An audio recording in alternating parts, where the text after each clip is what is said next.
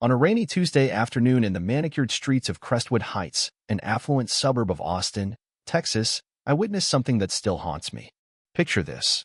My 12-year-old daughter, Emma, sitting in her wheelchair by the curb, her cherished stack of books neatly arranged beside her. Then Cassandra Wells, the iron-fisted president of our homeowners association, strutted up in her designer heels and, with a smirk, kicked those books into the wet street. Pages fluttered, some sank into a storm drain, and Emma's face crumpled in devastation. I'm Daniel Harper, a single father and defense litigator with 2 decades of courtroom battles under my belt. What unfolded next wasn't just a fight for my daughter, it was the most electrifying case of my career, exposing a tyrant who thought she was untouchable. Emma, my brilliant girl, has spinal muscular atrophy, a condition that weakens her muscles and requires a power wheelchair. Don't let that fool your mind, is a force of nature. At 12, she reads college-level texts, devouring books like they're her lifeline. After losing her mother to cancer at age 4, Emma found solace in stories. 2 months ago, we moved to Crestwood Heights for its top-tier schools and proximity to her specialists. Our Spanish-style home was supposed to be a fresh start. But Cassandra Wells, owner of a chain of high-end salons and self-styled queen of the neighborhood, had other plans. From day one, she made it clear we didn't belong. "Mr. Harper," she purred 3 days after we settled in, her voice laced with fake concern, "your daughter's device is quite noticeable. Could you store it out of sight?" Crestwood prioritizes curb appeal. She meant Emma's wheelchair, the tool that gives my daughter freedom. I kept my cool. "Mrs. Wells, that device is part of Emma. It's not going anywhere." Her smile was a blade. "Of course. It's just some residents worry about property values. Your old neighborhood might have been more flexible." That was the start of her campaign. Letters arrived citing unapproved modifications to our wheelchair ramp. HOA meetings buzzed with her snide remarks about community standards. Once, she left a note on Emma's chair when I parked it briefly on our porch while helping her into the car. I'm a litigator who's argued before the Supreme Court. I know how to handle bullies. I documented every jab, every slight, biding my time. But nothing prepared me for that Tuesday. Emma had joined a book club run by our neighbor, Dr. Lillian Carter, a retired literature professor who saw Emma's intellect and nurtured it. Those weekly meetings were Emma's joy, connecting her with kids who shared her passion. That day, I was running late to pick her up. Dr. Carter had helped Emma to the curb with a stack of books, including rare volumes from her personal collection. As I turned onto our street, I saw Cassandra approaching Emma. Even from a distance, I could see my daughter tense, her shoulders hunching as she tried to stay brave. I floored it, but I was too far. Cassandra gestured wildly at the books, then, with deliberate cruelty, swung her foot. Books flusum skidded across the pavement, others splashed into the drain, swollen with rainwater. Emma's face shattered. I slammed on the brakes and leapt out.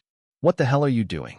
I roared, stepping between Cassandra and my daughter, who was struggling to maneuver her chair toward the scattered books, tears streaming down her face. Cassandra blinked, momentarily startled, then sneered. Those books were a hazard. Cluttering the sidewalk is against HOA Rules Section 4, Paragraph 7. My voice shook with rage, but I kept it steady. They were neatly stacked beside my daughter, waiting for me. "You destroyed her property." She scoffed. "They're just books. Don't be so dramatic." Emma's small voice cut through, trembling but firm. "Dad, Dr. Carter's first edition Hemingway is in the drain." I glanced at the storm drain, where a leather-bound book was sinking. That volume was worth thousands, but to Emma, it was a symbol of trust from someone who believed in her. Cassandra turned to Emma, her tone dripping with condescension. "Young lady, this is a lesson in responsibility. Public spaces aren't your personal storage." "Enough." Dr. Carter stormed out of her house, silver hair pulled tight, tablet in hand, and a look that could freeze fire. "I recorded everything," she said, brandishing the device. "I started filming when I saw you approach Emma after I stepped inside. I've got clear footage of you kicking those books' rare volumes from my collection." Cassandra's composure flickered, but she rallied. "Lillian, you know common areas must stay clear." Those books were an obstruction. Dr. Carter didn't flinch. They were beside a disabled child waiting for a ride. They blocked nothing. I picked up a soaked book, its pages curling. "I want full replacement value for every damaged book and a public apology to Emma." Cassandra laughed, brittle and sharp. "For used books? Please. Push this, Mr. Harper, and you'll find Crestwood isn't your kind of place. My husband, Gregory, runs Wells Realty Group. We own this town. I smiled the courtroom smile I reserve for opponents who've just blundered. Is that so? Then you should know I'm a defense litigator. I've won every discrimination case I've ever taken, including 2 before the Supreme Court. You have 24 hours to deliver a written apology and a check for the books. After that, I pursue every legal avenue, civil and criminal. Cassandra's face paled. You wouldn't dare. Over books? No, I said. Over harassing a disabled child. Over property destruction. Over violating the Americans with Disabilities Act. And I suspect Emma isn't your first target. She sputtered. This is absurd. Gregory won't let this stand, and stormed off. That moment, Dr. Aisha Patel, Emma's neurologist and a new neighbor, approached on her evening walk. She took in Emma's tears, the scattered books, and knelt by the drain, rolling up her sleeve to fish out the Hemingway. I saw it from down the street, she said. It was intentional.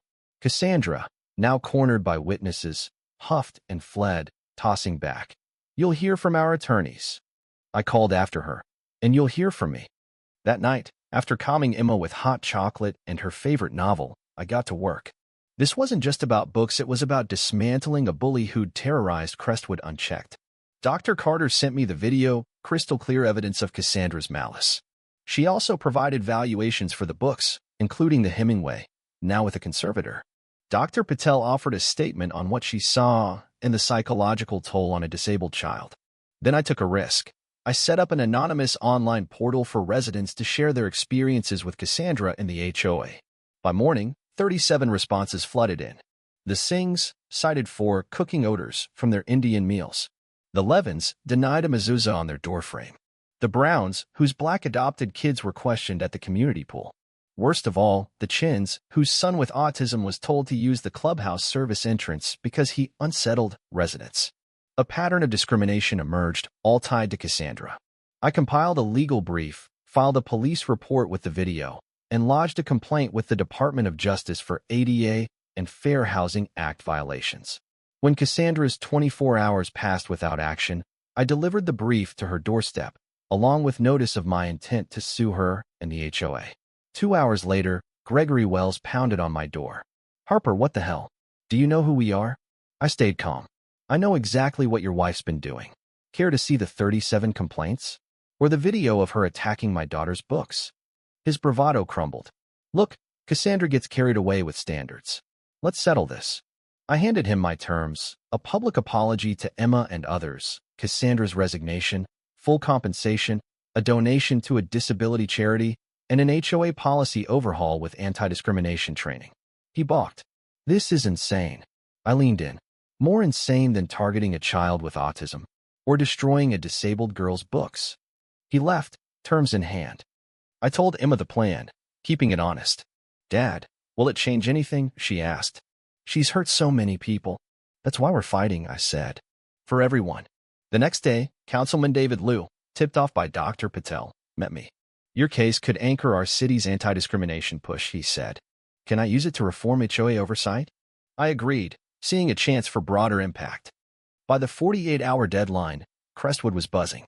Dr. Carter launched a book drive for Emma. Dr. Patel sparked talks on accessibility. HOA board members quietly backed me.